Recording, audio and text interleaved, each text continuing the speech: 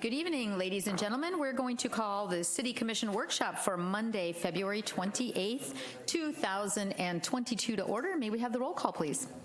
Commissioner Bradford. Here. Commissioner King. Here. Commissioner McCool. Here. Commissioner Ramos. Present. Commissioner Sosa.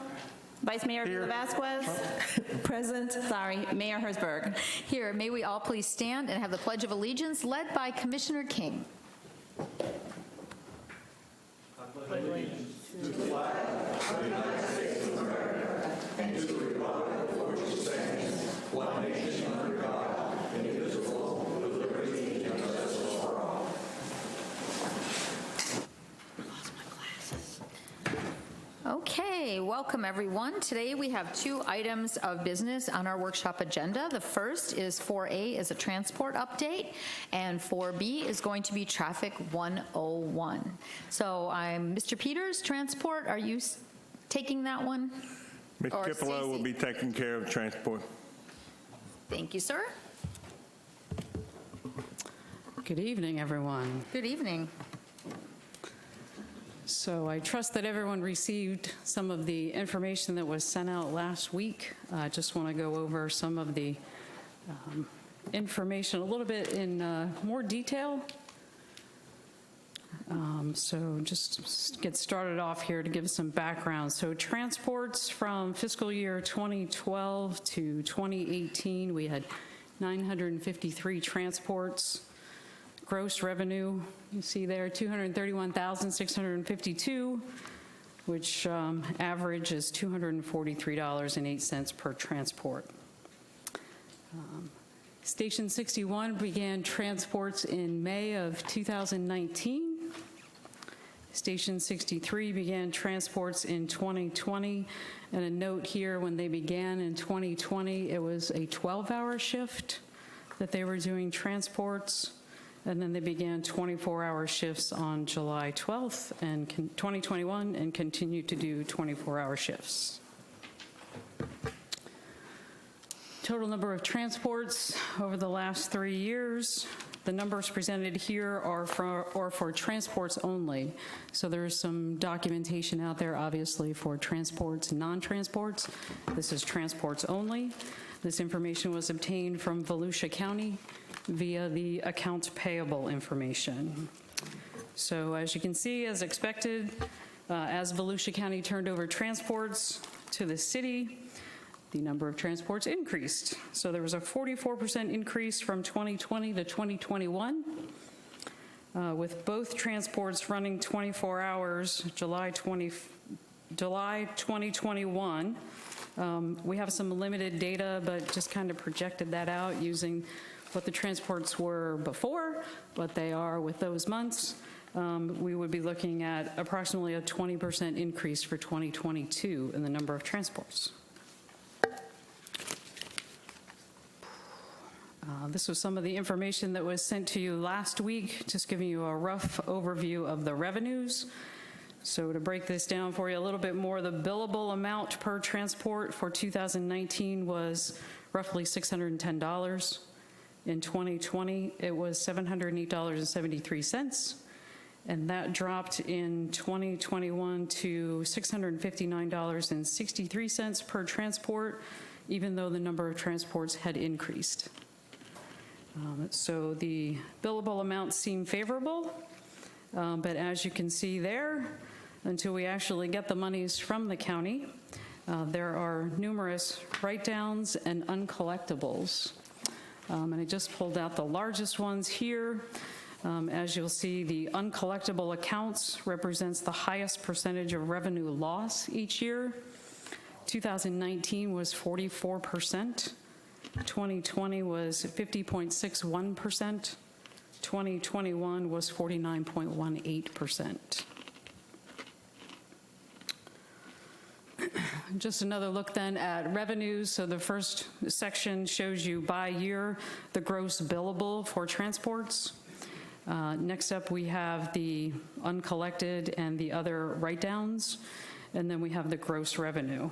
So just kind of reiterating the percentages that I just gave you. So 2019, we received 42.27% of the actual gross billable. In 2020, it was 40.51%, and in 2021, it was 44.84%. And then I also broke down for you here the revenue per transport. So in 2020, the revenue was $287.09, and that increased slightly for 2021 to $295.81. In a comparison, as I noted, the transports increased 44% from 20 to 21, largely, I'm sure, due to the additional unit in the 12 hours and then going to the 24 hours. However, the gross billable decreased by 6%, although to the positive side, the write-downs decreased by 13%. And then the gross revenue increased 3%. A few notes on how to look at the expenses for this time period. So we broke down costs based on when the units were actually in service. So I made some notes there on when things were in service, and that kind of goes back to the first slide. Personnel expenses are based on full-time equivalents for the entire fiscal year, and then broken down by the expense, and then from there by the hour, and then from there to determine the total cost per fiscal year. Personnel expenses included wages, benefits, and pension. The calculation also includes workers' compensation and employer taxes, each of which fluctuate with wages. So as the wages increase, so do those two variables. Again, this is some information, and this slide was presented to you last week prior to the meeting. And just to note, not all of the expenses obviously were included in here.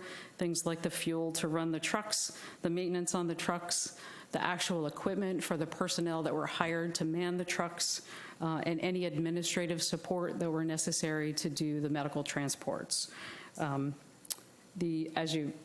As is always, your personnel expense is always your highest expense. So 2019, about 83%, 2020, almost 82%, and 2021, just under 85%. But again, once you take in the full costs, obviously, it will bring that percentage down slightly. And then we have the December 14th, 2020 MOU. I broke this down for you here. It's some of these things were taken into consideration of the gross revenues that were received prior to expenses taken out. So things like the $100,000 in the MOU that was, I believe it was the first thing in the MOU that was to be set aside for the general fund. I actually didn't include that here because if you looked over the materials, we're actually spending more than we're making, so the $100,000 really was just in the general fund, so there was no point in including that $100,000 here. So expenses per transport, 2019 was $238.28.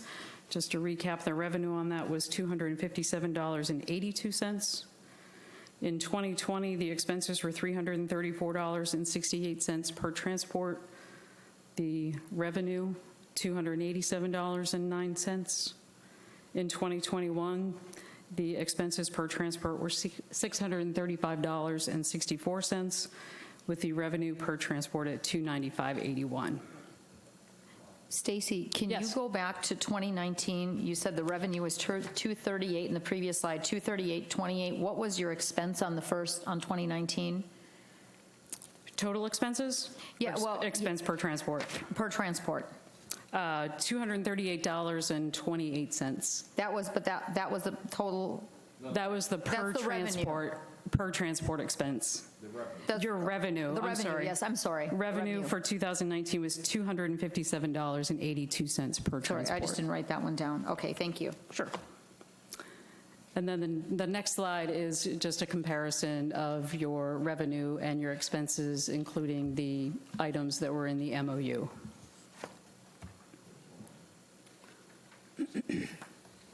And then the gain or loss, 2019, per transport, $19.54. 2020, there was a loss of $47.59 per transport, and 2021 was $339.83 per transport loss. So total net gain or loss. 2019, as you can see here, $26,555.79. 2020, there was a loss of $108,356.60. 2021, again, this includes the MOU, $1,114,648.78. So, trying to look for the bright side, a few things to consider. For 2021, the personnel expense, because there were personnel hired for the transport, and looking at the expenditures, they worked 24 hours, they didn't work 12 hours. So it's essentially an overhead cost, so the entire cost was included in the figures that you have there. If we take a look at just 12 hours of those shifts being allocated to actual transports, it would result in a reduction of $299,439.62. That would take your fiscal year 2021 loss to $815,209.16, or a loss per transport of $248.54. Per transport. Per transport.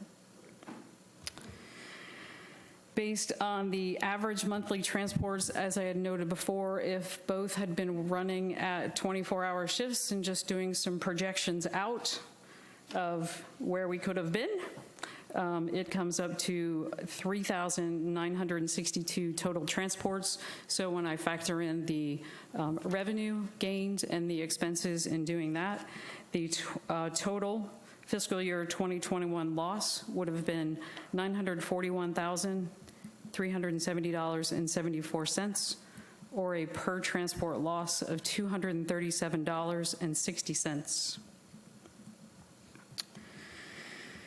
Utilizing gross revenue per transport and only the direct expenses, so not the MOU, again, taking a look at this from a different perspective for 2021, the department would have needed 7,668 transports, which is a 234% increase in order to break even. So that's up, that would be up from 3,280, just for reference. With the, I'm sorry, that was with, no, that was without the MOU, okay.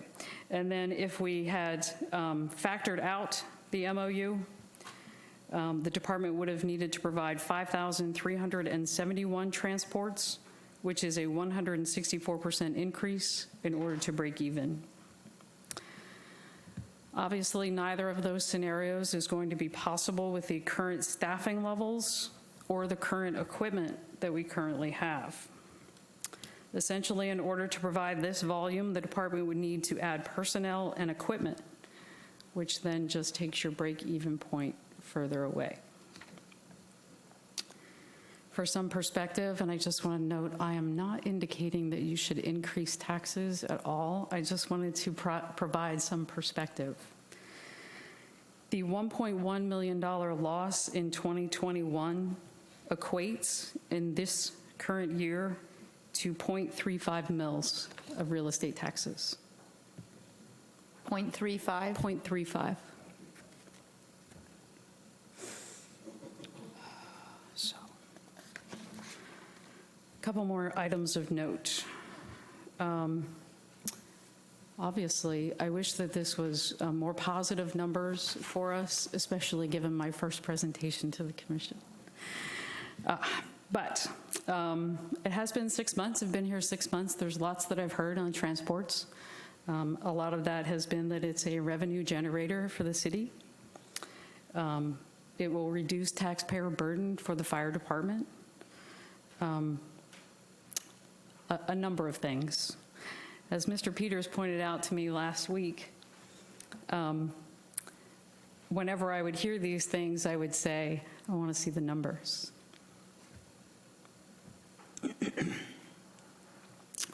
The reality is, and many of you are business owners, that if this particular business model were presented in the private sector, you wouldn't be able to find an investor or a bank loan. But the reality is that the city is, and likely will, continue to subsidize medical transports using general fund dollars.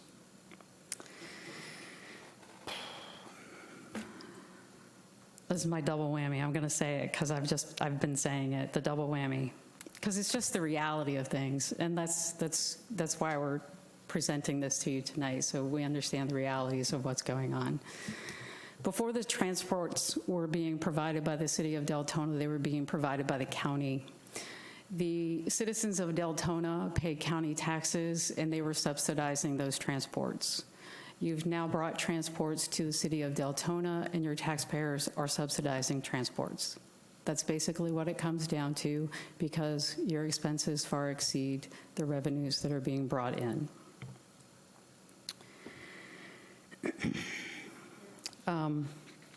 Should you add more transports? I mean, obviously, that was a recent question put out there. There is a growing need, from what we are told, to add a transport. And if you're looking at the numbers in red, you would think that the answer is no. I would say that there's insufficient data to make any recommendation at this point. But as we move forward, I personally, and I'm sure Mr. Peters, would recommend taking a more calculated approach than what the city has done with transport number 1 and transport number 2.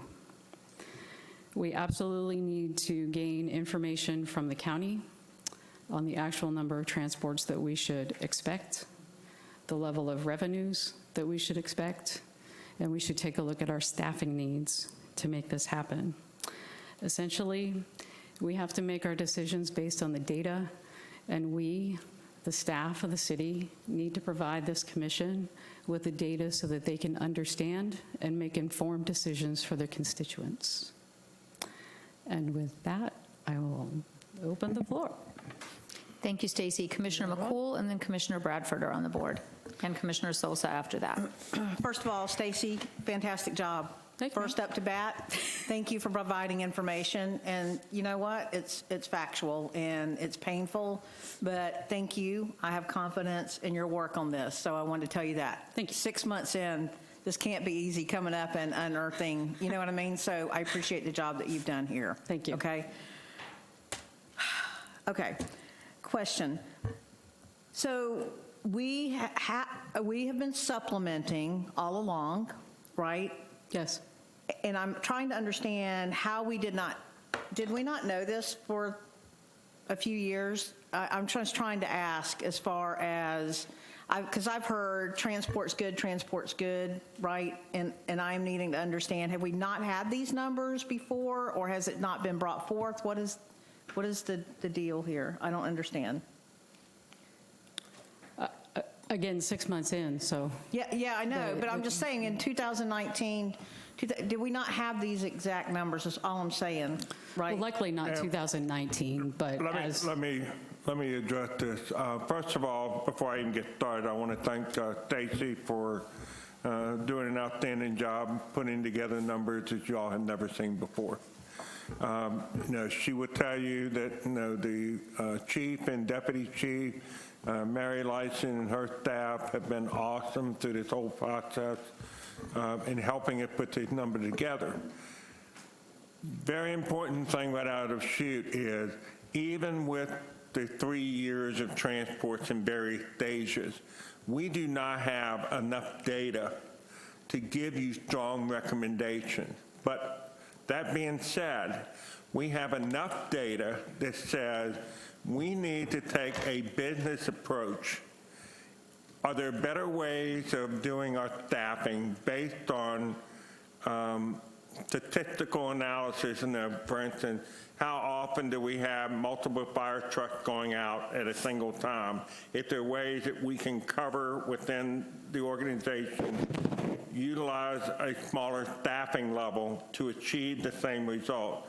Because most of the cost that we are dealing with is an average average firefighter total compensation is about $112,000 a year. So, when we talk about the numbers that we're talking about, we're talking essentially about 6 or 7 employees.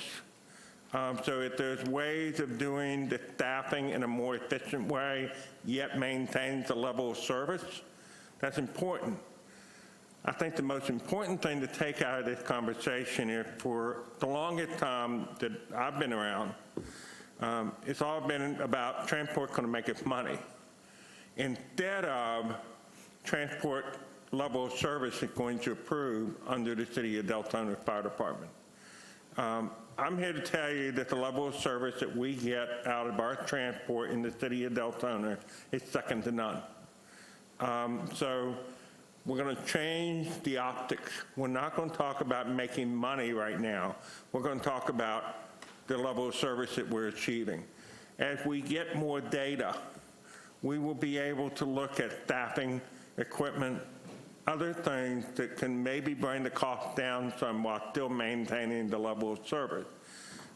In a meeting with the county manager and assistant county manager last week, Volusia County is going to be having a very similar workshop in March.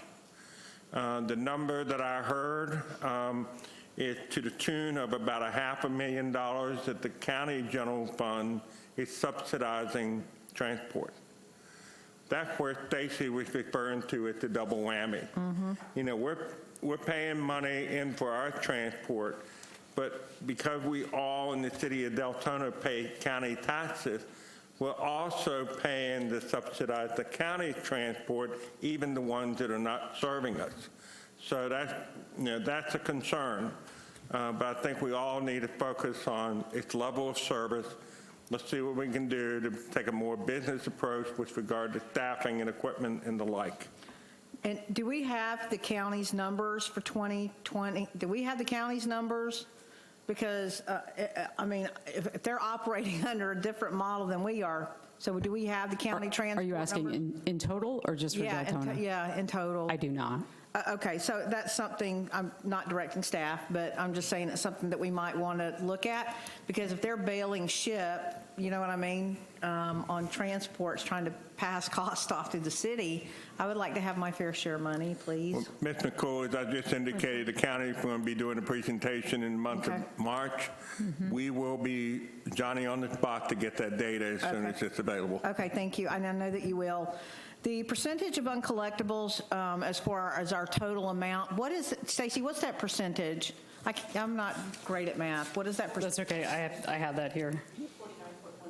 49.1%. Right, for 2021, the uncollectibles represented 49.18% of the total billable. So, okay, I'm just wanting to talk about the cost avoidance on uncollectibles also. Like, I understand that there are people that can't pay and that we're subsidizing that, but I'm hoping that we're working on, or will be working on, mechanics to recover some of that from the state. Go ahead, Madam Mayor. Commissioner McCool, if you look on your presentation, there's a slide 2 of 5 on your iPad. Yep. And it shows the number of transports, and it shows down your Medicare write-down, your MCHMO write-down, your military write-down, your Medicaid write-down, your write-off of uncollectibles. The uncollectibles are $193,000. So when you look at that, that's for year 2019. But when you look at all those others, that you're paying the ambulance ride, you're getting paid the Medicare rate, you're getting paid the Medicaid rate. That's all they're going to pay, unless if that person has no insurance or a supplement that's not going to cover that, that's up to the individual to pay that difference, and if they're not going to pay it, you eat it. I mean, this is the clear breakdown here. And the write-off of the uncollectible accounts, my question would be, to your point, is this the portion of Medicare and Medicaid that they have not paid, or is this a complete, I'm not paying it at all? I mean, and there's of the 193,000, which then goes up to basically $500,000 the next 2 times with the increase in transports. So I mean, that's a different financial number. But when you're looking at the write-off of uncollectibles, the things, the Medicaid, the military, the HMO, and the Medicare, you can't touch, because that's the only obligation that they have in terms of paying that. Well, it could be that they're not paying. It could be that they don't have insurance to cover that portion of it. They're just not going to cut it. I mean, There's many different factors in the uncollectibles. So how you look at that, when you look at, whether you look at the write-off, 193,680, I think there's a breakdown as to what it is. And you'd have to really do a deep dive and to find out where you can recoup any of that uncollectible. Yeah, and that's the professional's job. Right, I just want to bring it to exactly. the matter that's really on my mind there. I mean, we had the same issue with the water department, you know what I mean, as far as uncollectible. So there's that issue there. And I also want us to think about the level of service, right? And the ratio of people that we're serving. I mean, this is a big dip here, over $1 million dip. That's large there. So when sorry, I'm not harping on this, but we're talking about growth management, right, in our community. These are numbers that we need. So thank you. It helps us make better decisions about how we shape our growth. One of the biggest things is level of service to handle. I mean, because we can't we have to service our people, but we can't, continue to spiral down like this. I mean, the ratio of loss from 2020 to 2021 is incredibly painful. $1 million, so that's, I just want to understand more about this. We're paying for this, the residents are paying for this. And I just hope that the state is hearing us, right? These are issues that the state needs to be addressing also. So that's all I have, Madam. So can I Thank you. Commissioner Bradford? Okay, so I'm going to start off with this. Ooh, this is loud. So let me recoup how we got to this point. We got to this point because the county was supposed to be transporting all of our Deltona residents.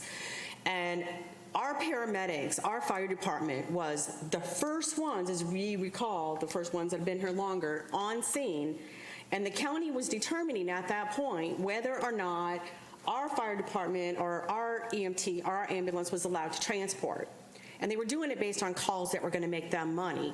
Meanwhile, I've got a patient sitting in the back of a ambulance waiting to be transported that can't be transported until the county gives them authorization. And I can contest to that firsthand because my father was one of them with a stroke. And I'm not the only one that'll sit up here and talk stories about that. So that was one of the largest problems we were having, is we were under the county's thumb. We were not being able to provide service to our residents and get them transported fast enough. I'm like I'm trying to not go crazy on this because you guys don't know the history, I guess, of how important these transports were to our residents getting the service they need. If we are so worried about what every department is making money, then I know there's people looking at the center right now saying the center's a loss. Okay, our fire department provides a huge service and our transport to our residents in Deltona. So for a breakdown like this after 3 years, you know what? So we're not profitable this year, but we can be. So I'm going to leave it at that. We cannot stop transporting because the level of service that we got from the county, even after I think the first year they're like, oh, it's going to improve and we're going to have, no, ambulances were over here, our department shows up, they use medical supplies, they would prep the patient, they start the IV, they do all this, the county shows up, the county transports them. Do you know how much money we got then? Not a dime. We lost all those medical supplies. So let's go back to 2018, and I want to see what the medical supplies cost is and what we made on that. Okay, so I'm going to go from there. You said we had a 20% increase in sales. All right, so some things I want to kind of have a question for. What's the 10% management fee that you have of $105? Because as far as I know, we don't have anybody, they've been asking for somebody to be hired to go over that department, but yet we're showing somebody for 19, 20, 21. What was that personnel, what's that management fee? The billing is actually done by the county, so the county charges a 10% That's county? fee. Yes. Okay. So for $105,000, can we hire a third-party billing agency? I don't know. Okay. Can we hire a third-party billing agency that, Well, and that's what the county does. So the county actually, if you're going to find out that the amount of money that they're recouping. So like Commissioner McCool said, we have a large number of receivables not being brought in. So have we looked at third-party billing, and can we look at third-party billing? Because I understand they will take a percentage of, but a percentage of something is better than nothing. My understanding, and I would ask Mr. Peters to verify this, Commissioner? but my understanding is that the agreement with the county requires that they do the billing. And I think when we've had these conversations, at the end of the day, it goes back to the county. So we need to get some type of approval from the county before we can do any third-party collection. Okay. And that would be something that's highly on my list. I just wanted to say, because I go a fair piece back also, and you know that under Florida statute, the counties are given authority with regards to transport and also a medical director. And in other counties, there's in the past been a more mutually beneficial arrangement between county and cities, but that has lagged behind in Volusia County. So I think there is a problem. The last time I think the fire department looked at it, they were not doing well with their billing service that they have as far as their net receipt. But if the city wanted to go down that path, you all would, Mr. Peters would have to sit down with the county manager and try and work out an agreement. They don't have to give us these things by statute. So we would have to negotiate billing, which makes perfect sense. And also with regards to how much transport we can do or not do, that technically is also controlled by the county. So That's correct. And that's the problem we had, as you recall, Madam Attorney, was we weren't able to provide the level of service we needed to provide to our residents because the county had their thumb on us. And it wasn't just us. I mean, the only way we'll get out from being under the county is to, from my understanding, is to hire our own medical examiner, just totally get away from them. And I think that's how other cities have handled it, is they've hired their own medical examiner. Because I've had other cities tell me exactly how they did get out from under, smaller cities than us. So, you know, the county has always had a horrible billing cycle. I looked at the numbers from the county sheet 6 years ago, and the numbers are astronomical. If you really want to go back, go grab those numbers from 6 years ago, and you're going to see before we had transport, I think you're going to be ridiculously shocked at what they're doing. Well, and as I said, the county is providing the transports, and we can certainly get some more information from them regarding the uncollectibles, and you had some discussion, like really what does that amount to? But Commissioner Bradford, if I could just address something that you said regarding stopping transports, and no one is here tonight saying that we're going to stop transports. Oh, yeah. That is not even entertained at this point. We do see the value in the service that is provided to the residents. The point of doing this is that so you all understand what that impact is. You're making decisions up there based on what the residents are going to be paying in taxes, and this is another variable. But at no time have we talked about discontinuing transports. And as I stated in my presentation, there is a push for a third and potentially a fourth transport. And at this point, we're just saying we need to slow this train down because we've already bitten a piece of the apple and you're not putting it back. Okay, so the staff we hired in 2021, that's that $838,064, was not part of that staff hired for the third transport unit. Chief? Hired for, I don't know that that's a factor. There were people hired in 2020 and 2021. In coming up with that 838,000, it was a full-time equivalent average. So essentially, just looking at the cost to man the transports for 24 hours. It wasn't looking at specific staff. So that number could potentially be higher if you have longer-term employees that are actually manning the transports. It could be lower if you have newer people manning the transports. This isn't an actual number then? Okay. Madam Mayor. It is an actual average full-time equivalent. Without knowing who was actually on the transport every hour of every day, it would be impossible for us to give you that number. Well, so that's what's difficult for me. So we're saying this is all, but we don't know we didn't get like this is from the transport. So I guess I'd like to have that number is if you can get actual, what we're talking about is transport, not all that. I just want transport. So of this number, what is just transport staff amounts, okay? If you can get a chance on that. That would be a massive project, would it not, Mary? So it's Madam difficult Mayor. for me to take this in if I'm getting all staff numbers and not just transport. But Madam Mayor, if I- isn't staff transport? Yes. Okay, I thought you just said they weren't all transport. No, I'm saying I didn't take transport A Okay. and know it was this person on the transport and this person on the transport, and how much did that cost?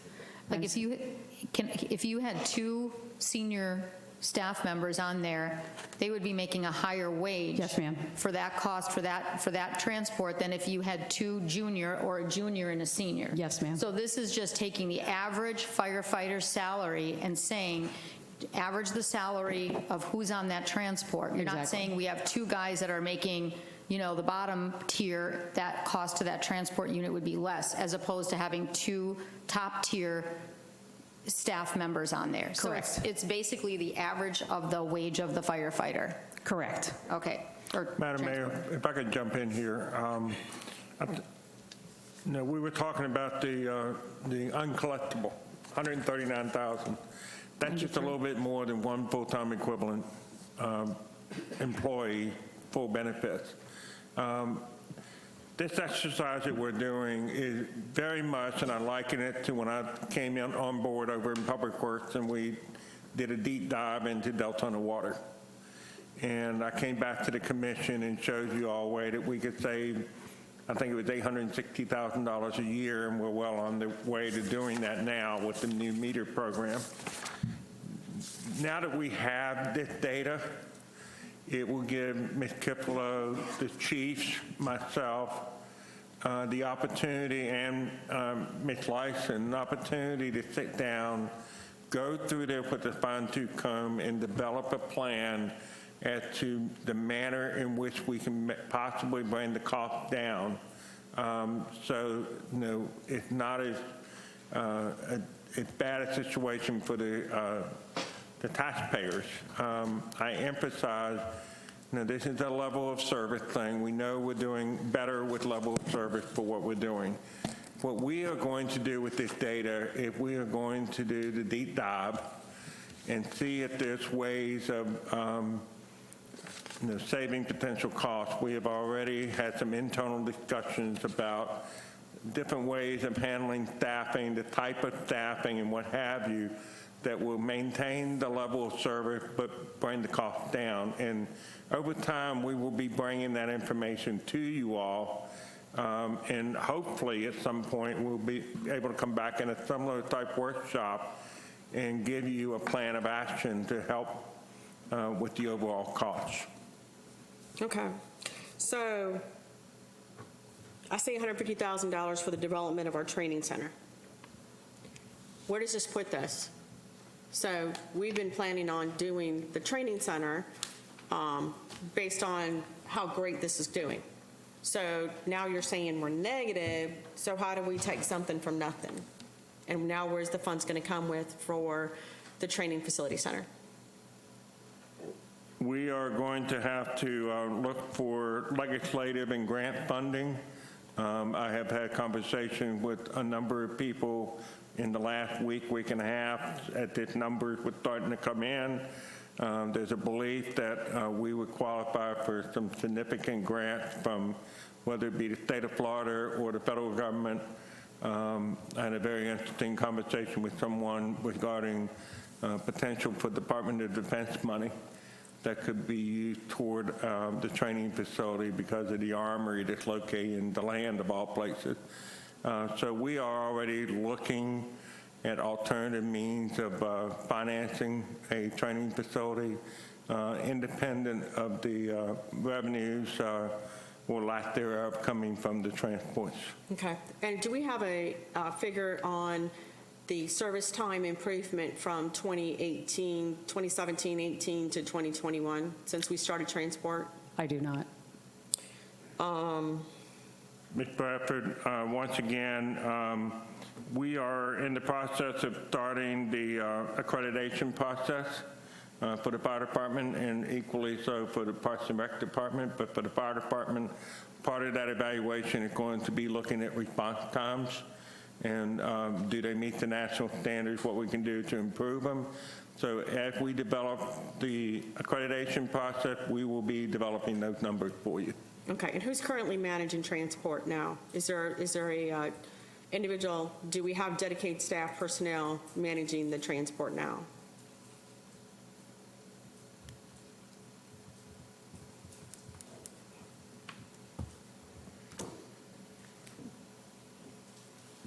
I'm not trying to be difficult, I just need to have these questions answered. The administration of the fire department kind of manages this right now. We have a captain that we've hired here recently that does EMS training and some administration stuff. He's stuck doing mostly QAs and quality assurance stuff right now, and making sure that the bills get paid the way they're supposed to get paid by the reports that are generated. But the deputy chief and that EMS person is pretty much what runs the transport staff or transport program right now. Okay, because I wasn't sure. I thought we had in the budget, and correct me if I'm wrong, did we put somebody in the budget for this year that would be overseeing this specifically? I thought we had put that in the budget. We had added a QA person. That person we did hire, but we let that person go. Or, I mean, she actually left, I'm sorry. She left, and we're in the process of rehiring that position. So that position is not really to run the program, it's to manage the reports and to manage the, what we call the electronic patient care reports, to make sure that, that the correct information is put into the reports in order to make sure that proper patient care was done, to make sure that we can improve our patient care by looking at trends and seeing how our patients were treated and how they should have been treated. And then also making sure the correct information is in there for the billing process to make sure that we get the most bang for our buck out of our reports. But that person, it's our deputy chief and that captain that kind of run the program. This person works for them. So we're still in process of hiring and training that. Okay. Yeah. Okay. All right, I'm going to leave that at my questions that I had previous and new. Thank you. You good, Commissioner? Done? Commissioner Yep, I think Sosa? that's all the notes I had written, so thank you. You're welcome. Commissioner Sosa? Prior to 2018, when the county did most of the transport, what was that costing the residents of Deltona per mil?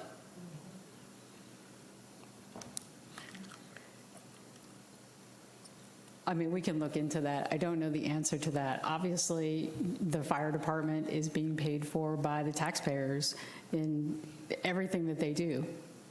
Right. Well, what I'm saying is we're taking on more transport, but it seems like we have a big diminishing return.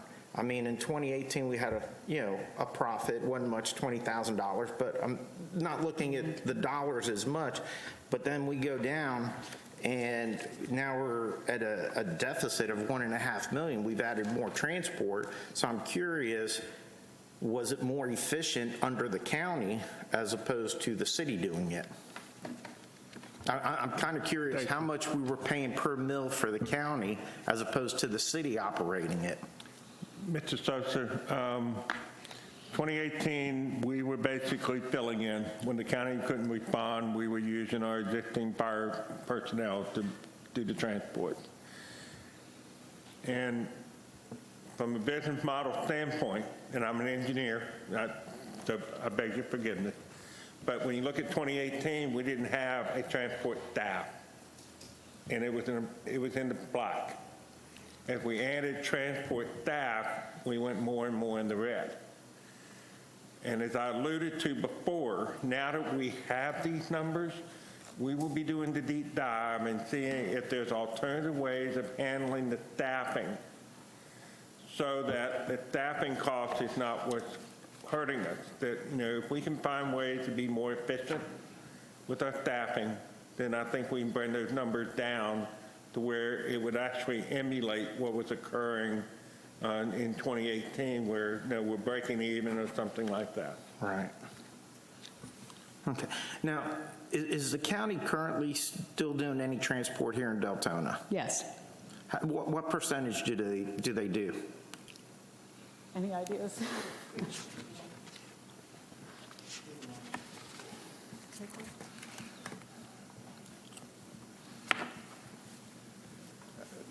Don't hold me, but it's about 50%, about 51% of the transports here in Deltona. We do about half, they do about half. So it's about 50/50? Yes, sir. Okay. Now, going back to the billing, I agree, sometimes we can get a better rate through somebody else, because when we have a billing department, we're leaving $550,000 on the table in uncollected funds. That's a big chunk. Well, I think part of that is we have to have a better understanding of what uncollectible means. Uncollectible means you didn't get your money. No, but I mean, for what reason? Is it because the person couldn't actually make payment, or was there something else that precipitated the uncollectible? And that's where I think if we were running our own billing system, we could pursue those uncollected funds a lot harder. How hard is the county looking to get those uncollected funds? I don't know. Yeah, so we're basically paying them $105,000 to collect funds to distribute to us. They leave 40% of it on the table. And how hard are they pursuing to get those funds to help pay for some of our expenses? I think that is something that we need to look into with the county to see why they're leaving $600,000 on the table. Absolutely. And just, can you explain, I know we added staff in that, but from 2019, it went from $238 expense per call to $334 in 2020 to $635. What was the biggest gap in there that actually doubled the expense per transport?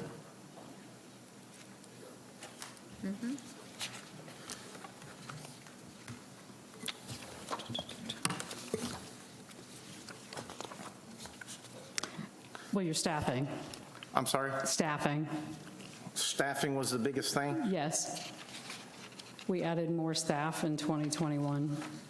Okay. Now, when you said we were doing 12 hours and it would Let save us... me take that back. Can I take that back? We did add more staff, but we added another transport, which means the calculation included the average staffing cost to man that transport. To man the transport. Correct. But now, are these actual numbers on income and staffing, or are they more estimates? What do you mean? I mean, are these numbers estimated, or are they actuals? It's actual numbers, but it's the full-time equivalent average. Okay. Now, you said if we went to a 12-hour shift, we could save $300,000. No. So there was a point in time where the second transport was running only 12 hours a day, but the staffing was a 24-hour shift, so that's your overhead. So the entire amount is shown in those numbers. So what I was saying, the $299,000 could be a deduction if you look at the math a different way and say, well, those people were manning it for 12 hours, not 24. That could be your reduction. Okay. Well, my thing is if we're paying, if the county still does 50% of the transport and we're doing 50% of the transport, would it be better for us to look at what are our peak hours of transport and maybe not run 2 transports during non-peak hours? I mean, have we looked at when the majority of transports happen? I'd have to defer to the chief, but it's my understanding that the county is making the determination on what hours are run and where. Mr. Sosa, I would also say, I think it's important to realize there are 4 different transports in the city. They're at different stations. We are handling 2 transports at 2 stations now. The other one, Transport 3, would be more on the eastern side of the city. Transport 4 would be at Diamond Street. So the county right now is handling 3 and 4. So the calls that come out of 3 and 4 There is some overlap. Like if the county dealing with the call, say over in Osteen, we would go over and take care of a call there. There is some overlap, but simply put, there are 4 transport zones. We have 2 of them, and they have 2. That's why it's a 50-50 split. 50/50.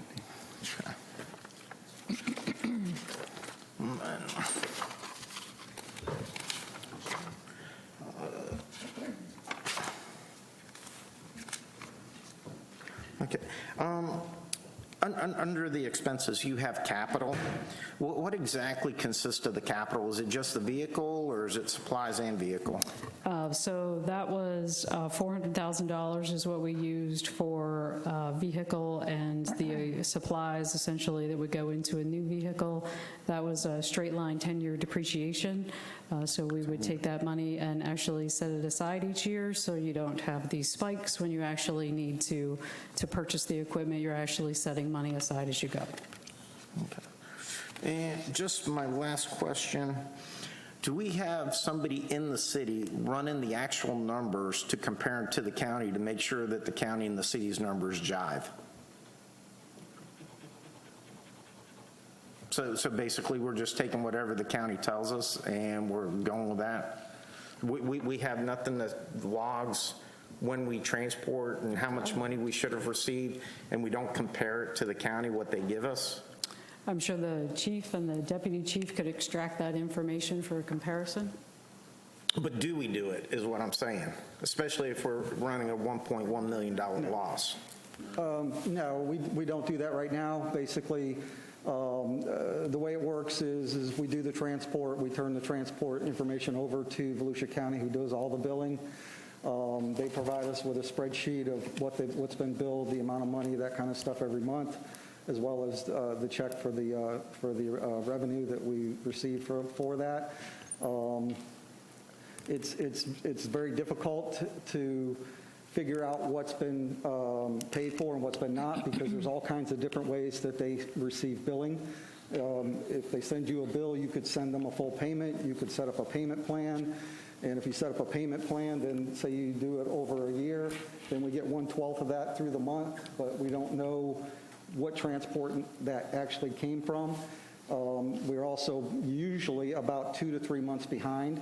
So when we turn in our reports and things like that in order to be processed for billing, it's usually about 3 months later that we actually get the money for those transports. So it could be 2 months, it could be 3 months. So for us to say, okay, well, we transported 50 times in, and I'm just picking a number, if we transported 50 times in February, we may get 25 of those paid for in April and 25 paid for in March, if that kind of makes sense. So we don't really track what we're doing. I mean, as far as transports, we're not tracking, we do 50 transports, and we don't assign them an invoice number, and when the county, we issue that invoice to the county. Yes. They don't pay back, per specific invoice, so we know where we're, because that would be, to me, a good way to see where the 550,000 loss is coming from. Yeah, so we track the number of transports and all that kind of stuff that we do, and then we turn that information in to the county, but we don't know how they're going to be billed. So in other words, the bill is, at least it used to be set up that they charged 1.5 times the Medicare rate. So if it's a Medicare patient, then they're going to bill Medicare, and then that's all that's billed. I don't believe anything else goes to the patient. Same thing with HMO. It's kind of like your insurance. You go to your doctor, and the doctor says, it's $1,000 for me to see you, and HMO says, I'm giving you $200, and that's it. You don't see the other $800 bill. So that's kind of how it works, and we don't know when it goes into the billing process which area it's going to be collected from. So it's very difficult for us to do what you're asking. Okay. It's almost impossible without being the billing department, Right, without, And, definitely quite honestly, tracking it. Yeah, so, and as far as us doing the billing, it's a very specialized process to do EMS billing or medical billing in general. So it would take, it takes a special breed of financial people to be able to do that with special training and that kind of stuff. So to just bring it in-house would require that we go out and look for those type of people to bring in-house in order to do that. And quite honestly, when we looked at that in the past, everybody that we dealt with that did their own billing regretted it. And they wish that they'd either gone, well, they wish they'd gone with a third-party biller. All right. So, Well, I agree with the third-party billing. Yeah. But, yeah, I'm just curious, since we're not doing that right now, we're just relying on the county. And I just want to know if we are actually being refunded what we're sending in. You know, if you can compare, you sent in 50 bills, did we get 50 payments back, or do we only get 20 payments back? You know, that's kind of where I was looking at it, and seeing why the funds weren't coming back to the city. yeah, I understand. It's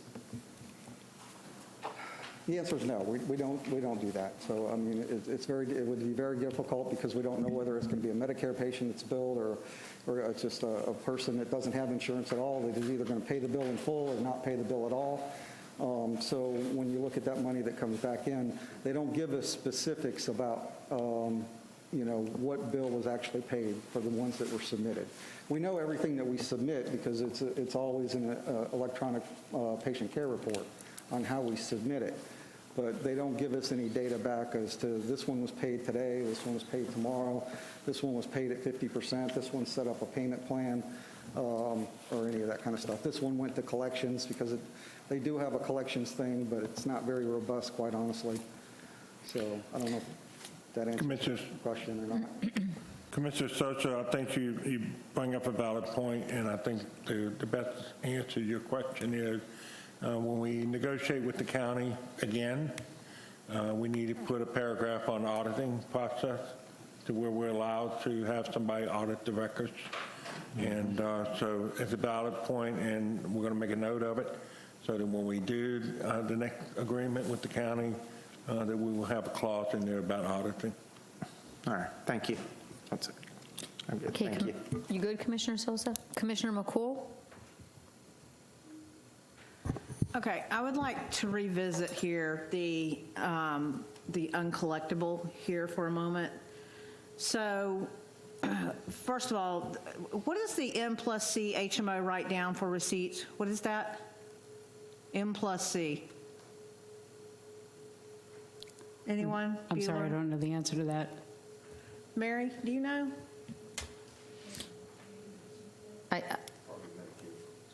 Well, there's Medicare and Medicaid here, but I want to know what M+C HMO write-down is. I mean, it's $211,000. I don't know for sure. I believe that that's an HMO type, the patient would have an HMO type insurance policy. This is what makes sense to me, so please don't hold me to it because I don't know for sure. But when you're talking about HMO type stuff, some people have HMO type insurance policies, and those policies would be what that would be billed against. And like I said earlier, you go to your doctor and your doctor charges you $1,000 for that visit, but HMO is only going to pay $200. Well, there's an $800 write-down. You got as much as you were going to get for that bill because the patient you transported was an HMO patient or a Medicare patient or a Medicaid patient. So they're paying as much as they're going to pay, but what's on top of that, that's just, they don't pay that. That's kind of how the insurance industry works. So basically, we're losing a lot of money to insurance issues. I mean, I'm looking at this. Can I help you with that? Yes, ma'am. Because I have a bill sitting at home actually right now from EVAC, well, from the county billing system for when my mom was transported in January and also in the past when she was transported in August. And how that works is my mom has an HMO. So what ends up happening is you receive a bill from Volusia County stating your total transport. I should have brought the bill with me. I apologize, I didn't. $650, $750, whatever the dollar amount is. And what ends up happening is that whole process is sent through the insurance, through the hospital, just like your hospital bill. You might get a hospital bill for $10,000, but you're not going to write a check and pay that the minute it comes in because your insurance has to kick in.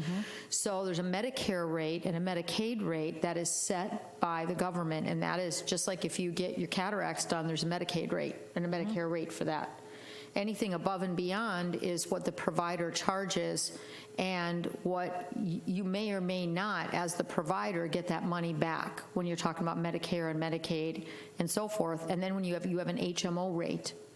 And the HMO rate is what the HMO, for example, my mom's insurance is going to pay. And in the end, you either have a copay for an HMO or you're left covering the balance, which isn't the case for my mom. So for example, if I write the check out now for her for the entire ambulance transport cost, am I going to get that reimbursement for the X amount of dollars that the HMO is going to pay? I don't know. So what I have to do is go through another billing cycle and wait until the HMO pays their portion to whoever it is that's transporting, whether it's EVAC, whether it's Seminole County, doesn't matter. Then the system pays, and then what's left over is the profit that you're not getting. Because all the ambulance transports have a much higher cost than what the Medicare and Medicaid will pay for.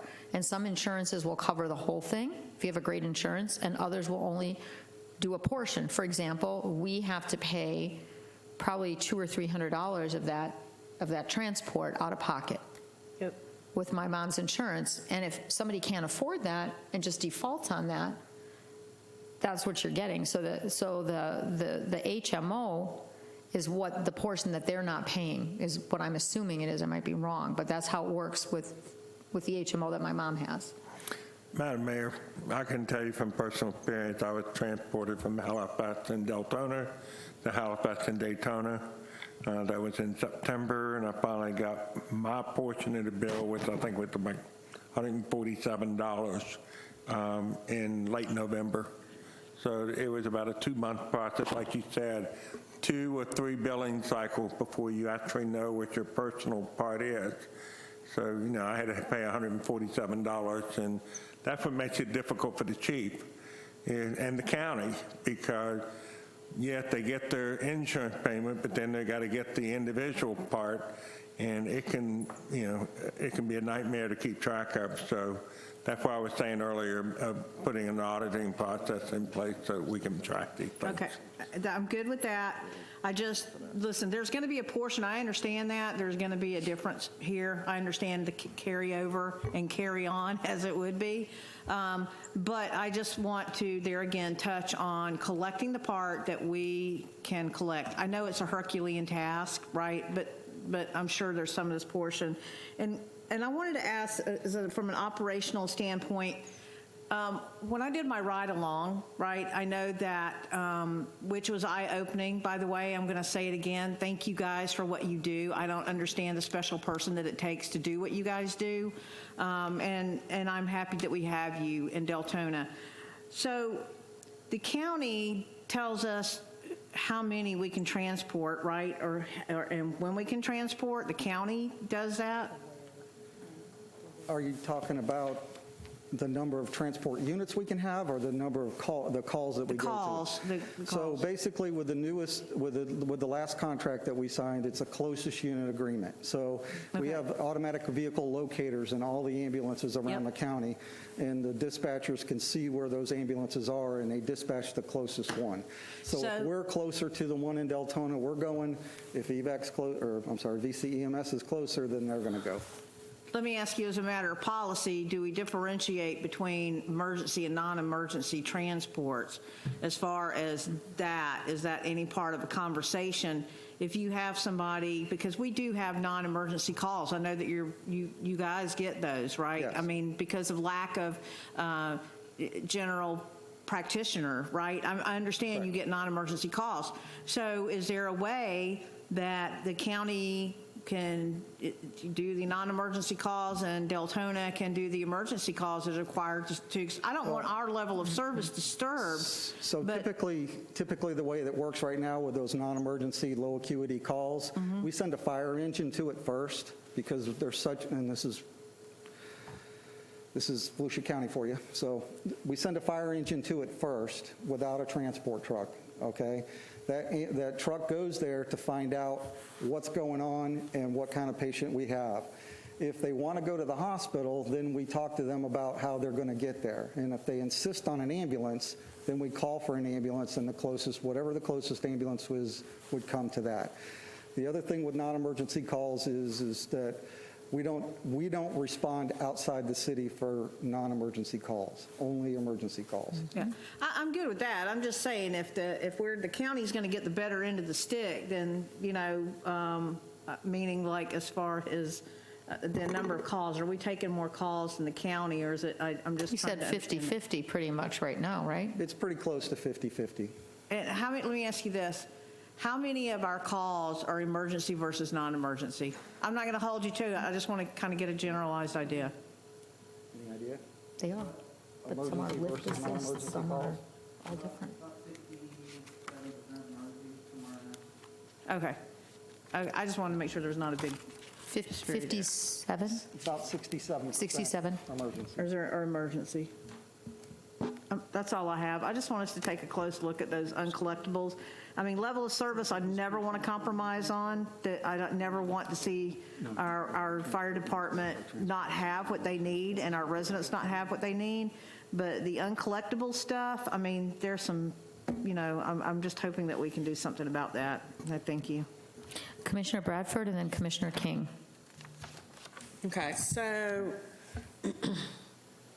are we ever sent to a hospital local to take a patient to another hospital, say transport from Deltona to Daytona, Sanford? Are we No. never transporting? We don't do any inter-facilities transports when it comes to hospitals. We do emergency only transports for inter-facilities from like a nursing home or an urgent care center or something along those lines. Okay, so we're not, say, transporting from one hospital, like Advent, to, they have a trauma or something, well, I know they've No. got it now, but to Sanford or Halifax to Daytona, where we're taken out of commission? No. Okay. And then the individuals that, and I'm sure we get it, that, they go for an ambulance, they don't have the funds to take care of it, and they apply for West Volusia Hospital Authority assistance. Our ambulance rides recouped from the West Volusia Hospital Authority, one. And it kind of goes back to what Commissioner Sosa was saying. There's a lot of times the county turns these people into collections. So what part of any of this do we even know came from collections? I mean, I guess once it's out of sight, out of mind, we don't know what's coming back in, or is it just like, hey, this is it, this is what we get? I'm just kind of confused on, if we don't know and we're just kind of in the county, how do we know what we're really supposed to be getting? So what Commissioner would we- Bradford, we don't get that level of detail from the county when they send it. They just send us the number. And as he was saying, it could be broken up. So we'll go back to the example that the mayor used. We're waiting the billing cycles. So the insurance company is likely going to make a payment one month. The next month, the patient may be making a payment. But we're just not, and this is why, Mr. Peters, I think that third-party billing is extremely important. So what I'm also saying is, sometimes it takes a few months for them to apply for assistance, say with West Volusia Hospital Care, and I'm assuming that they would cover, ambulance rides. They cover percentage of that. So are we getting our share, whatever they're being paid from the West Volusia Hospital Authority, one? And two, if they send something to collections from 2019 and they collect it in 2021, are we going to get that money? So again, a conversation that we can have with the county. My assumption is that when they receive those monies, it's attached to a specific work order or billing order or whatever the case may be, which Deltona is now attached to. So if they were to receive those revenues, that would be included in the revenue sent to the city. Okay, but that's what I'm saying. So on your report, it wouldn't show like bad debt revenues collected from 2019 now. No, it's not showing So that they're level just of kind of detail. all commingled together. Correct. Okay. Commissioner King?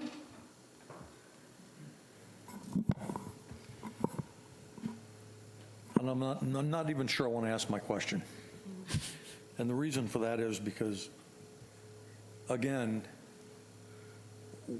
we're asking a bunch of questions that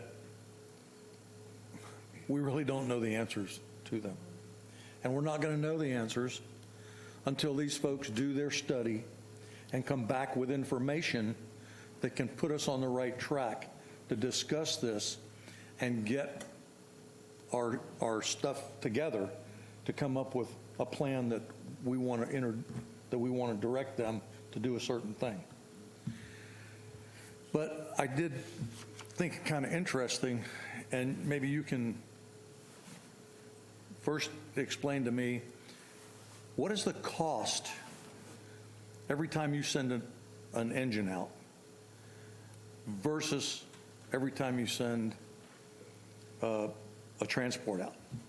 What's the difference in cost per trip? I don't have an exact number for you. An engine would have 3 personnel on it as opposed to an ambulance would have 2 personnel on it, so there's an extra person cost for personnel expenses. Obviously, the engine's going to get less gas mileage than the rescue's going to. But I don't have exact numbers for you, sir. Commissioner King, just to add to the chief real quick, what is the not good is that you're not going to get any money back from the engine. Say that again? You're not going to get any money back from the engine. If you just send an engine, Volusia County EMS comes and transports, there is no money returned. Right. None, zero.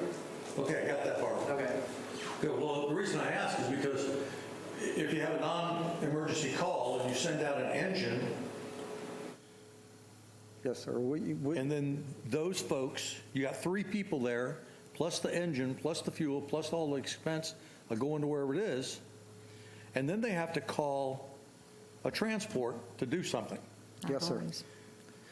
My thought is, working for the power company, they don't send the big truck out, they send the little truck out Yes, sir. to investigate, to find out what's going on, and then we determine whether or not we need a big truck and a bigger crew to do whatever it is we have to do. And So, I 100% agree with you, sir. About 3 years ago, that's exactly what we did. We sent out either an ambulance or before we started transporting, we would send either a rescue truck, if a rescue truck was first due to that area, which is basically an ambulance that doesn't transport, or we would send an engine, and Volusia County EMS would be coming behind us before we started transporting. And the reason we did that was because we could get on scene much faster than the ambulances could prior to that. One thing that occurred because of the lack of ambulances being available throughout the county, about 2 or 3 years ago, we started reversing the plan. And we started, because we would just send a rescue truck out to, that non-emergency call, or even the emergency call before we started transporting. But so to try to keep ambulances available for critical calls, the determination was made across the county, and in cooperation with the fire chiefs across the county, that we would go ahead and start sending engines to these calls in order to keep these ambulances readily available to come in and transport that patient should they need to be transported. So I don't know if I explained myself well enough or not, but the idea about sending an engine and not an ambulance is to keep that ambulance available, because if this is a non-emergency call and we can help that person get into their car and drive to the hospital, now I don't need this ambulance anymore, and I can save it for that heart attack or that stroke patient or something along those lines. That's kind of the concept. I agree with you, but we've done a lot of things in order to try to prop up Volusia County EMS to keep them viable during this time frame. So that was one of the things that we did. We started sending engines to non-emergency type calls. Yeah, I just think that maybe that's something we should, not today, let's not look at it today. Yes, sir. But let's do what we need to do to get the study done, and that may be some area where we can save a little bit more money.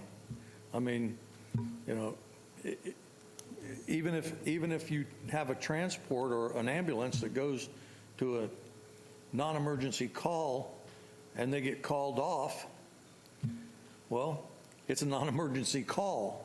We can send somebody else there maybe. At that point, you might have to send an engine. But it seems like to me there ought to be some way to work through that, but that's for down the road. I was just curious. And that's really a county-wide thing. I mean, it's the same thing going on in Daytona or Ormond or Port Orange. Same thing here in Deltona. So it's a county-wide system that is what's used right now. Well, it'll be a question for the county then. It seems like to me everybody's maybe wasting some money county-wide. Who knows? Let's save everybody some money. That's all. Thank you. Okay, thank you. Vice Mayor? Thank you, Mayor. And just to add a little bit to the description that the mayor gave about her mom's bill, I'm still dealing with a 2019 bill from the county. Seems like when you have a second coverage, like I have veterans, they don't know how to talk to each other. So I'm still dealing with that bill from 2019. So that bill has not been paid for in full, which you probably haven't received your part of it, right? Yeah, with interest? So, So are we getting that with interest? exactly. Absolutely, since they transported me, you know. But my question is, what is the difference? Because I know that if anybody has an urgency to call for some medical thing, it's 911, right? So how do they know which is emergency and which is not? I keep listening to non-emergency calls and stuff, and you sending the ambulance for non-emergency. How do you determine what's a non-emergency? So when the call taker receives that 911 Call taker meaning 911, right? Meaning 911, yes. They got, in the dispatch center, they have dispatchers, they have call takers. And the call takers will receive the call, take the call, and they have a series of questions that they ask. And those series of questions will move you in a certain way. So if they determine because of the series of questions that they ask you that it's non-emergency, then that's how they dispatch it. If they determine that it's an emergency, you know, you've got chest pain and you're, really severe chest pain and you're sweating and you're having difficulty breathing, that's top priority call. That one gets emergency, you know. You stubbed your toe last night and, you know, it's 3 o'clock in the morning and you can't take it anymore, so now you need to go to the hospital. That's non-emergency. Okay, I just thought all 911s were emergency. Thank you for the explanation. Okay, I was going to wrap up the commission discussion. I just have a couple of questions. When you have a non-emergency, I would invite all of you that don't listen to a scanner to go ahead and listen to a scanner, and you'll hear what it is. Some of them are lift assists because someone fell, and I know people that I in my other job. Husband would fall once a week and she couldn't get him up. So they would call the fire department in that city and they would do a lift assist. And there are other things where you have, correct me if I'm wrong, Chief, where you have patients that refuse to be transported. I hear that a lot. Yes, ma'am. Especially this last weekend, patient refuses to be transported. Yeah, we have those, I won't say quite often, but we do have those often. Not every call we go do we transport to, and then we have what we call a scene treat diabetic a lot of times where, you know, a diabetic will get low on their blood sugar, will come in, we'll give them the sugar they need, they come around, and then they're refusing transport. And, since they're awake and alert now, they, have every right to refuse treatment. So last comment/question, there was a comment made, I'm not sure who made it, that the county has a different model, like a different business model or a different model. Chief, you were with the county in your past career, correct? Yes, ma'am. So is the model the same, or is the model different for Volusia County? Basically, the county, there's I mean, just in general, like Yeah. talking about sending the fire truck out, talking Right. about the number of people on the trucks. So in the county, they have Volusia County EMS, which is just the ambulances. Right. And then they have Volusia County Fire Services, which is the fire trucks, and they have a couple transports way out in like Oak Hill and things like that. Volusia County EMS uses a system called System Status. And what they do is they take their people and they don't put them in any particular stations. They set them on a street corner, and they have a computer-aided program that kind of tells them where it's going to be, where they think calls are going to be generated at. So they'll move the ambulances where they think the calls may be. And sometimes that works, and sometimes it doesn't, because you get one call for one patient, you're good. You get that same one call for a 4-car auto accident with 8 patients, now you're in trouble. Their model, all around us, whether you're talking Flagler County, Orange County, Seminole County, all around us, pretty much use fire-based transport. Lake County is going to that route from a different model. But in Volusia County, they're still using what they call System Status. They're not part of the fire department at all. They sit on a street corner for 12 hours, and when they get dispatched to calls, they dispatch to calls. And that's truly part of the problem that Volusia County EMS is having with keeping staff, because people don't want to sit in an ambulance for 12 hours a day and eat dinner right where they've just had a patient that's puked or whatever, bled out over the floor or whatever the deal is. I mean, you get pretty tough as a medic, but you don't want to deal with that. You don't want to go to the bathroom at 7-Eleven, people don't tend to stay, and that's the issue. So all around us, people use fire-based transport. It works really well. The county's just not up for that yet. So. Well, with that explanation, that tells me then why the county has expanded their COPCN and let multiple cities do their own transport. And that way you have a whole group of cities that are transporting Daytona, Port Orange, us, Ormond, and multitude of other cities. So they're supplementing that. And the cities want that. I mean, the cities seem to want to have the transport, correct? Yes, for the most part, because... So you have kind of a combination. You have the county's model, and then you have, would you consider most of the cities in Volusia County do fire-based transport? All of the cities do, This is what I mean, the cities do. So the county is the outlier with EVAC. There's 5 of them. There's New Smyrna, Port Orange, Ponce Inlet, Deltona, and Daytona do it still, or did they give theirs back? No, they gave theirs up. That's what I thought. Edgewater? Edgewater. Edgewater. Yes, ma'am. Edgewater. So, okay, to wrap this up, because we have another topic on it, thank you very much, Stacy. Thank you very much, Chief, and your whole team. The question, for the commission is, the next step of this drill down in and looking at an efficiency model, if there is such a thing for this. And in the end, the commission, as a budgetary responsibility, that's our responsibility, is the budget. We have to decide how much we want to subsidize that, because one way or the other, you're not looking at a profit and loss for this, which is how it was unfortunately sold to us for multiple years. And that's what we were always told with the whiteboard, that you're going to bring in all this money and this is what an ambulance is going to cost and so forth. And that is how it was presented. And the bottom line is profit or loss. You're looking at subsidizing this for our community, and it's a needed service. And so that's the reality of something like this, of looking at the financials. And we can play with the financials all we want. When you look at the deficit, even if we are able to bring in more revenue through those non-payers, or do our own billing, You have to do a third-party billing, exactly what you said, sir. We're not capable in-house of doing that type of medical billing. It's a class in itself. That's why every doctor's office has multiple people in there just for that task. And if you're looking at doing our own, maybe we can get it down to 5%. You're saving a percentage, but you're still going to have to pay a percentage of your take for a billing process. So it is what it is there. Thank you very much. And I think as a commission, I can speak for everyone, look forward to the next round of how you manage this, because that's what you guys are good at. So we'll move on to the next item, which is... Madam Mayor, yes. we have one public comment. Okay, then we'll do one public comment real quick then. Okay, Albert Bryan, please.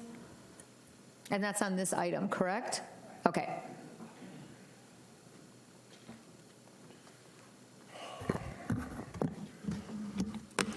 Albert Bryan, Deltona.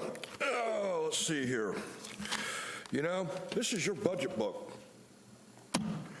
It states right off the bat, when you look at the budget, public safety, 46% of your general fund budget. Now let's think about that.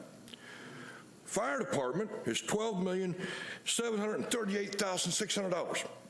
Sheriff's Department is $12,469,500. So, do you think you're making a profit off the sheriff? No. How would you? The sheriff does his duty. That's what he's there for. Those gentlemen back there and all the firemen, they're there to do a duty. That's what we pay them for. At the end of the day, I like what I heard about efficiency and making it more efficient. Because, you know, it's funny. When my daughter got hit up by the high school, we waited 30 minutes. 30 freaking minutes. Now, part of that is because we had to have a helicopter come in to fly her butt all the way over to Halifax. But they weren't there. You know why they weren't there? Because back then, there was no transport here. I had a sheriff officer stand right there next to me for 30 minutes while I held my daughter. Do any of y'all want to do that? I don't think so. I think they can be there in 5 minutes. Response time, efficiency. We want what we call true Deltona services.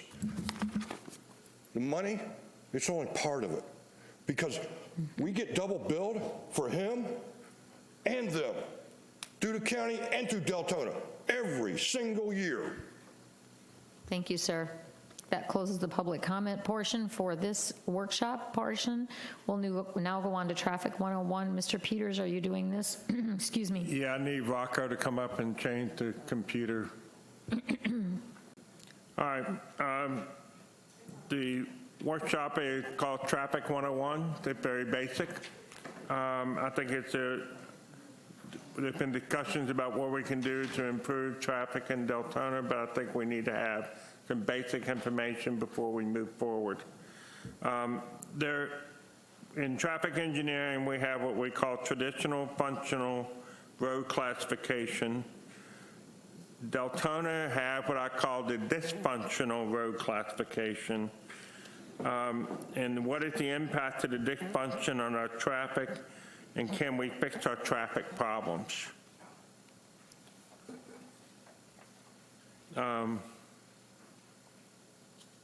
We have, in a traditional road classification system, we have what we call arterial highways. These are roads such as I-4.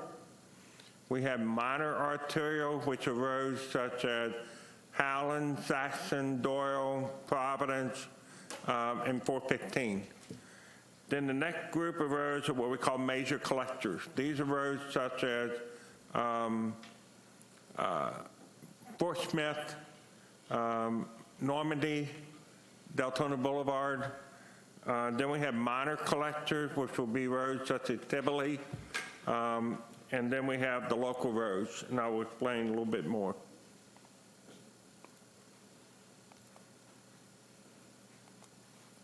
Sensitive buttons.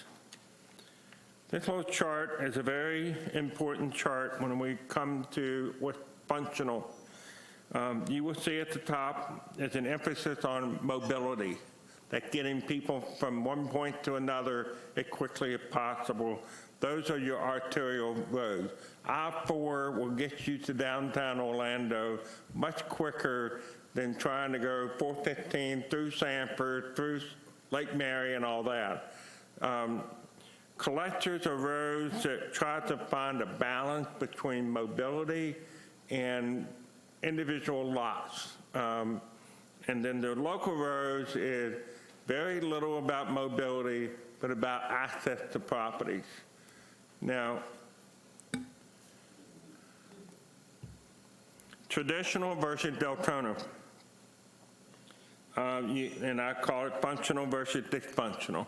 If we all know, Deltona, the joke was that the Mackel brothers met at an Italian restaurant and they dumped a bowl of spaghetti on the table, and that was the road system that they were going to use for Deltona.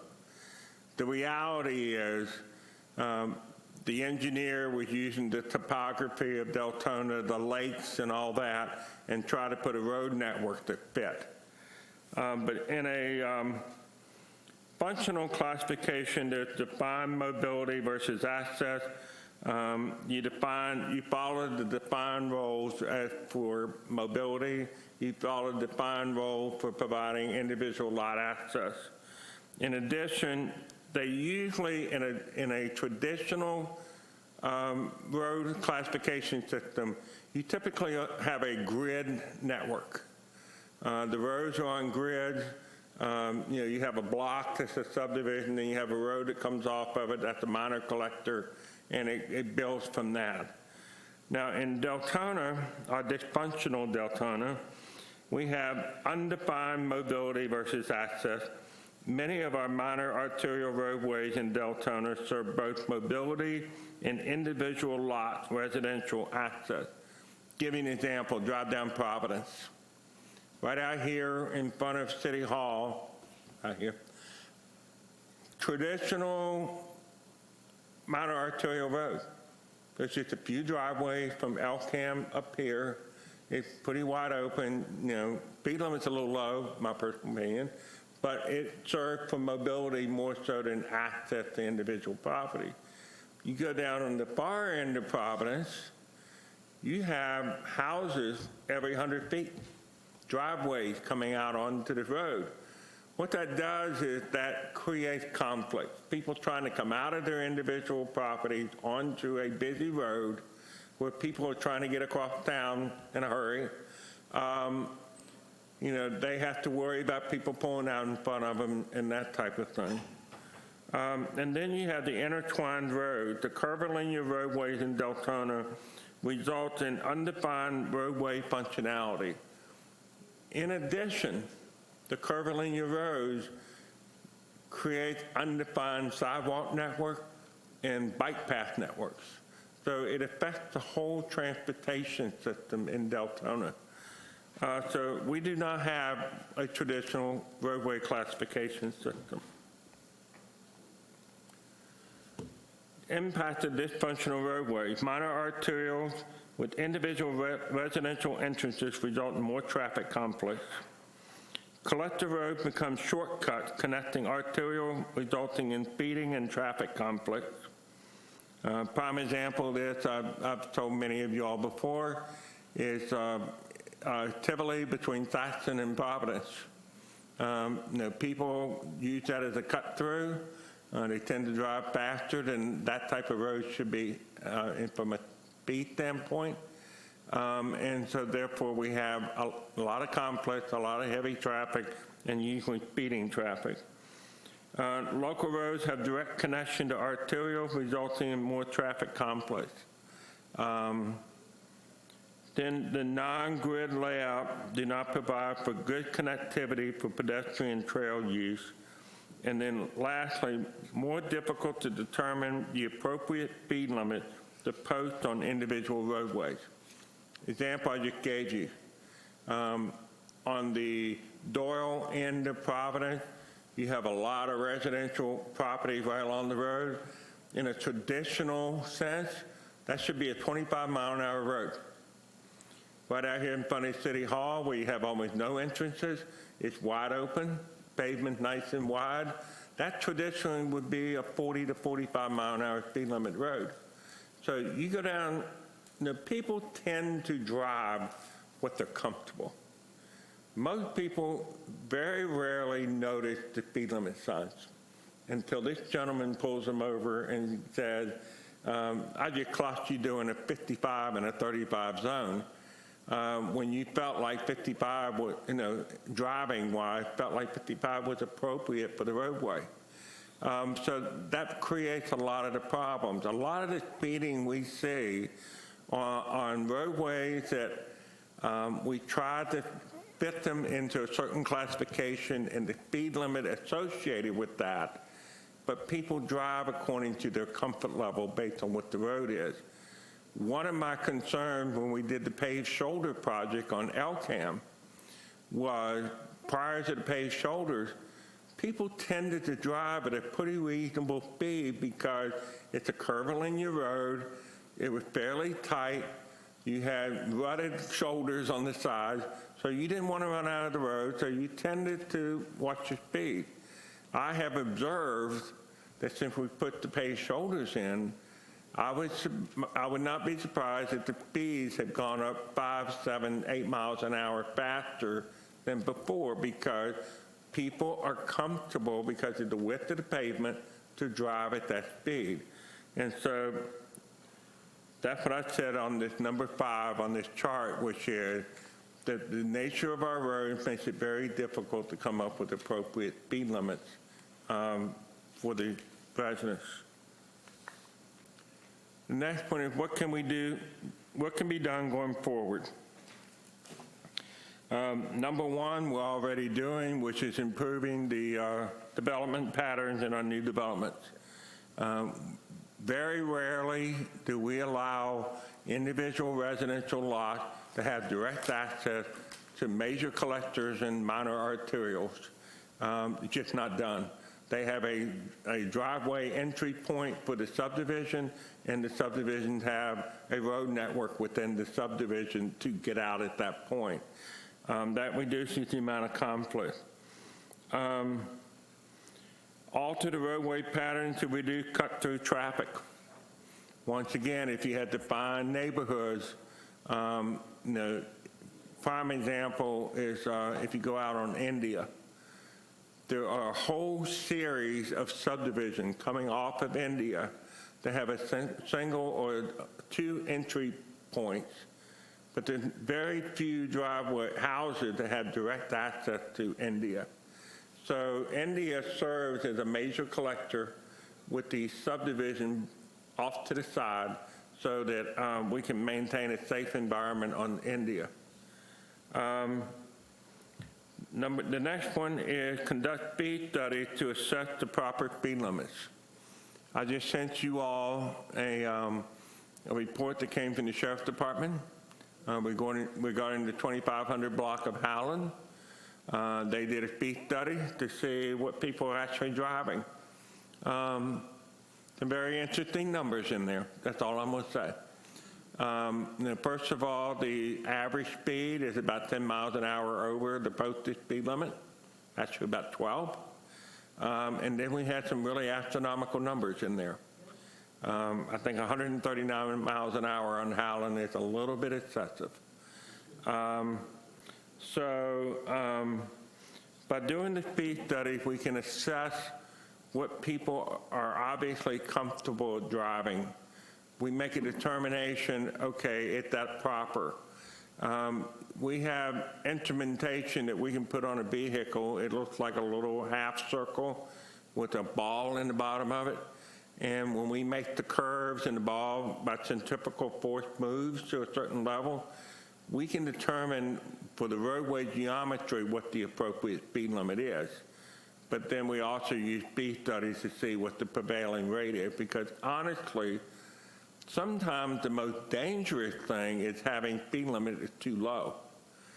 Because you have people that are trying to drive at a speed they're comfortable with, then you have somebody who's driving at speed limit, and that creates what I always refer to as a rolling roadblock. And then people get agitated. They start doing stupid things like going over double lines and the like. So if you have an appropriate speed limit, you're less likely to have the anger management issues on the roadway, which many of us unfortunately have seen. Review and install traffic calming measures. Everywhere I have ever worked, everybody wants speed bumps and speed tables and the like.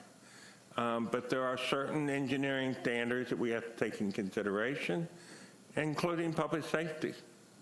No, we do not want to have a speed table or speed humps or whatever on a major roadway that the fire department needs in order to get to an incident quicker. But there are certain types of traffic calming devices that are more friendly to emergency vehicles. But the general rule of thumb is you do not put traffic calming devices on collector or higher category. So the example of Tivoli I gave you a few minutes ago, that is serving as a collector road, minor collector. And so therefore you would not put a traffic calming like speed humps and the like. There are some other traffic calming devices that you can utilize, such as roadway pinching, where instead of having 12-foot lanes, you pinch it down to a 10.5 or 11-foot lane, and you put some shrubs in and you make people feel like they're in a confined area. That makes them a little uncomfortable and they tend to slow down. Those are techniques that can be used to help bring the speed down. Then improve pedestrian trail connectivity. If we had improved pedestrian trail connectivity, more people might utilize them instead of getting in the car and driving. You know, some of you all live near a commercial area where, you know, if you had better connectivity, you could ride your bike to get some groceries and ride it back. That's one less car on the road. So those are things that we can look at. But we're not going to look at them tonight because plan to attend Traffic 201, which will be coming up at a future workshop, and we'll take a deep dive into some recommendations around the city that we can look at. So with that, I will stop, and I will entertain any questions you may have. Commissioners, do you have questions for Mr. Peters?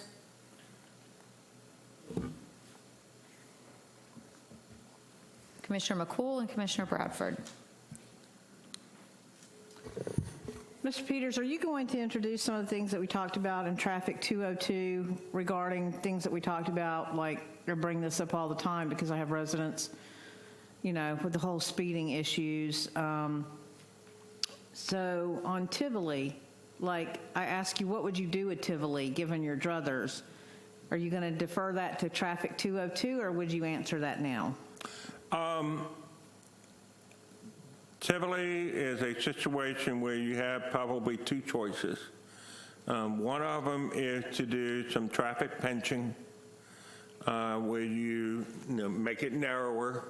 And the second option would be to sever Tivoli to where if you live on one end of Tivoli closer to Providence, you can only go out to Providence. If you live on the other end, you can only go out to Saxon. That will force people to go around on Saxon to Providence and back down. That's an extreme measure.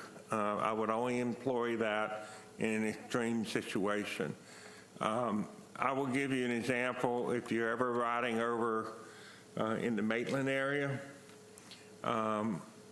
I just recently took my wife over to the Bird of Prey Center in Maitland. It's on Lake Sibylla Road. And a nice little drive, but for years it was a cut through between Maitland Avenue and Kennedy because people did not want to go out on 1792 and go through 3 stoplights in order to get to the same place. And it got to be such a problem that they employed 4 different traffic calming devices on one road. When you first go on it, coming off of Maitland Avenue, they have a pinched intersection. What they do is a three-way stop, and it's only one lane through the intersection. Then you go down the road, and there is a speed hump. You go a little further, they pinched it again with shrubs on the side. Then you go down the road, there's another hump. Then you come down, and there's a sharp curve at the bend in the lake.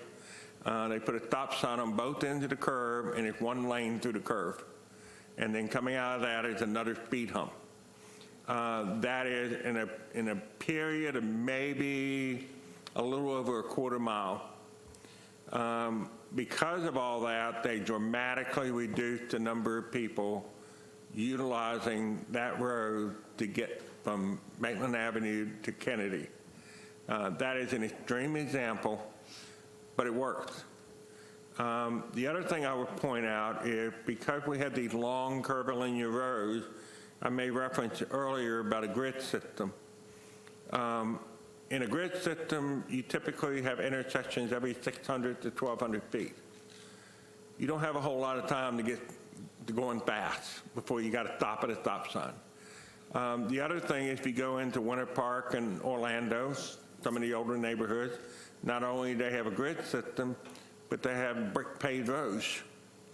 It's extremely difficult to drive fast on brick roads that are very undulating. When I was at Altamont Springs over at Cranes Roost, to replicate that and to keep traffic slower, we built a road right along Cranes Roost that was stamped concrete. It had the feel of driving on a brick paved road. And it does slow people down. In fact, it is a technique that we may have to use over on Normandy where the road's falling apart because of the wetlands. We will probably have to put a brick road in. It's in an area where people would tend to speed quite a bit based on road geometry. So I would personally put in paved concrete road there just to slow people down. But those are the kind of techniques that we could be looking at. This is no lie. I was talking to somebody about speeding in Deltona, and they were like talking about speeding on Providence, and this is what they said: "But Commissioner, it's so smooth and flat there." That's my guys that like to speed. I have a group of those guys that like to speed. So, okay, with that. Also, listen, I'm hoping that the FDOT, state and county, has mercy on this, because I challenge you to find a more difficult road system than Deltona. And if they want to spend some good dollars, that's where to spend them. And my last thing is I would like to address in Traffic 202 or wherever you would deem it appropriate, Mr. Acting City Manager, that I get a lot of emails regarding what is on our roads as well, as far as ATV traffic. We have back on Kicklighter, haul over, the power lines at Catalina, and down on Bavon, I don't want to mess that up, but Drive, okay? And I know I've talked about a couple of them, have serious issues. I've been sent video of, and I'm just putting it out as traffic, kids that are like 10, 12 years old look like riding without safety gear, no helmets, and that's state law, and it's state law that they shouldn't be on the road. So we have issue with that also, and I just wanted to let the people know that wrote into me that we hear you, and I'm going to leave that up to your discretion, sir. But I do know also that these residents, every single one of them, have sent in calls to the sheriff's department, and by the time they get out there, they have stopped or whatever. But we need to be serious about that. It's a dangerous issue, because somebody's going to get PO'd one day, and you know what I mean? They're going to throw something in the road in order to stop this. And these people are not sleeping well at night, and people get cranky when they don't sleep at night. So I would really like for us to address and tackle ATV issues on these roadways that I've talked about, especially back at the power lines. Orange City has just finally had enough, and they have signed off there over on Veterans Memorial Parkway where they were going down. I know that we've just signed an agreement, right, with Duke regarding the power lines. And if we have pedestrian traffic back there, that's going to be a dangerous mix of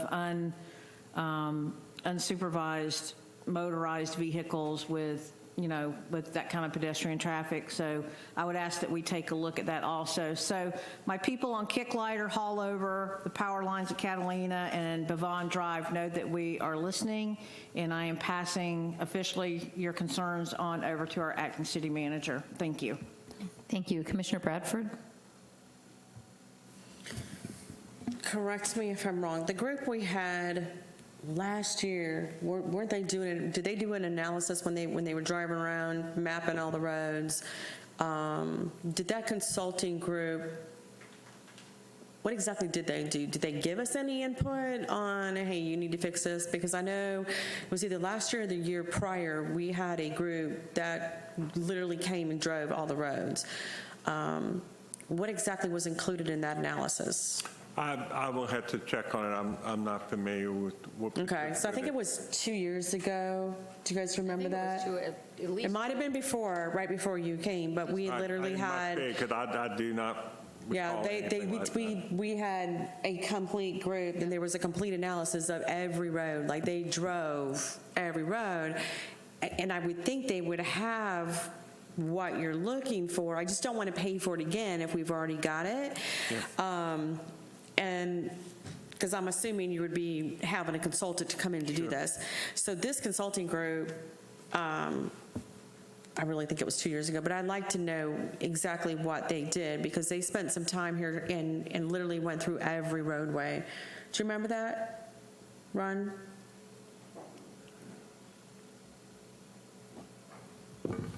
You're sitting there so quiet, I forgot you were here.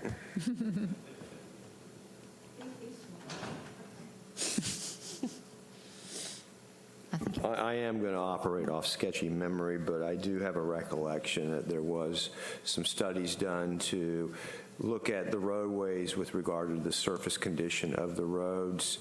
And the city also has, been working on some analysis of the pedestrian facilities as well with regard to ADA compliance. Okay, so we already have a lot of this already in the works. So, okay, that's what I was kind of remembering, and I don't think you were here when that started. I don't even know if you were back with the city yet. You were working with us. I know we do a regular review of road conditions in terms of pavement and what we're going to repave, but I will follow up with Tom Chiappi and Phyllis Wallace with regard to any other study. Awesome, thank you. One other thing I want to say, and I was remiss earlier, all of our primary arterial and minor arterial are not in the control of Deltona. They're either state roads or county roads. So there's not a whole lot we can do except work through the state and the county in coming up with solutions on a lot of these roads, such as Saxton and Providence and what have you. So that is a challenge in and of itself. Okay, there's no more comments. Do we have anybody from the public that wanted to speak? No, Madam Mayor. Okay, that closes any public comment we may have. So commissioners, if you have concerns like Commissioner McCool for traffic 201 or 102 or whatever we're calling it, please let 201, let the manager know. Mr. Peters, thank you very much. Stacy, thank you very much. Staff, thank you very much for all your hard work for tonight's Chief Snyder, I believe, already left, and we are adjourned.